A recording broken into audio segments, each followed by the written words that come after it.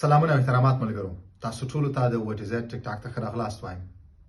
آیا پر تاسو برید شوی؟ آیا تاسو کومه حادثه درلوده؟ آیا تاسو د تاوتریخوالي قرباني کومه ښځه یاست؟ په فرانسه کې داسې شمیرې شته چې تاسو سره مرسته کولی شي او دوی سره تاسو وړیا اړیکه نیولی شئ. دغه مرسته دوی هر چا سره کوي که څوک اسناد لري او که اسناد نه لري. 15 دا هغه شمیره ده که تاسو چیرته عاجل صحي مشکل لرئ نو تاسو ورته زنګ وهلی شئ او دوی تاسو ته ډاکټران رالیږي او په عاجل ډول تاسو سره مرسته کولی شي. 18 دا هغه شمیره ده چې په دغه شمیره باندې تاسو پولیسو ته زنګ وهلی شئ. که هر چیرې تاسو د برید لاندې یاست په عاجل ډول تاسو په 18 شمیره باندې پولیسو ته زنګ وهلی شئ.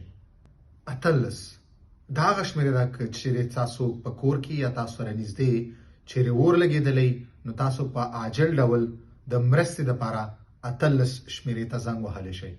112 دا هغه شمیره ده که چیرې تاسو د یو حادثې سره مخ کیږئ نو تاسو 112 شمیرې ته په عاجل ډول باندې تاسو زنګ وهلی شئ او تاسو سره عاجله مرسته کیږي. 114 دا هغه شمیره ده که چیرې ستاسو زنګ نشئ وهلی تاسو 114 شمیرې ته میسج کولی شئ، پیغام استولی شئ ترڅو تاسو سره په عاجل ډول باندې مرسته وکړي. 119 دا هغه شمیره ده که چیرې تاسو یو وړوکی یعنی یو ماشوم په خطر کې یا په مشکل کې وینئ او هغه ته د عاجل مرستې ضرورت وي نو تاسو 119 شمیرې ته زنګ وهلی شئ.